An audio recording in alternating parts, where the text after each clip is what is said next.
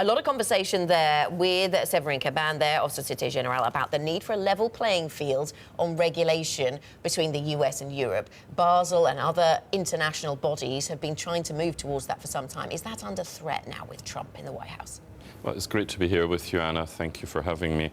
Yes, I think it is under threat. President Trump has made it very clear that he is not a supporter of multilateral arrangements, and Basel is one of those.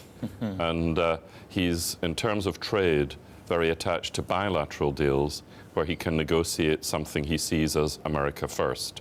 And I think, therefore, the likelihood of a Trump administration engaging in the next round of Basel talks is actually quite low. The level playing field that Caban refers to there, it's not a level playing field anyway. The Americans don't have as much weight on their balance sheets as the European peers. What we've got for you is Europe versus US banks. If you looked at that, you might say, oh, I want to close that gap, and there's a value proposition there. Is there really a value proposition there? Do the European banks have enough capital? How do you look at that landscape? Yeah. I think this is a value trap, Manus. I think that European banks did not, after the financial crisis, do the massive recapitalization the US banks did. It was very piecemeal in Europe. They've under-recognized non-performing loans. So I think European banks are not in as good a capital position, really, as their published numbers suggest.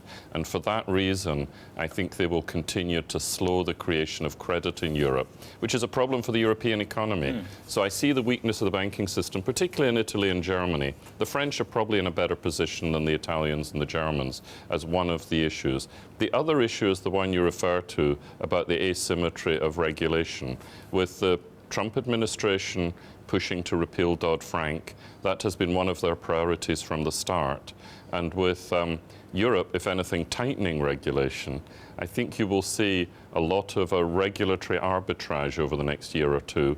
In fact, the big winner of Brexit may be New York rather than any European centre with that regulatory asymmetry. Yeah, well, maybe we'll pick up that theme when we talk a little bit more about the UK later to find out which, if that's that transatlantic divide is opening up, where does the UK fall in that? But sticking with the US for a moment, the DoddFrank, the review of the DoddFrank legislation, how positive in the short term do you think that is for the US economy, and what are your medium to longer term thoughts on it? Yeah. I'm not so sure that the economic benefit is as big as some people suggest.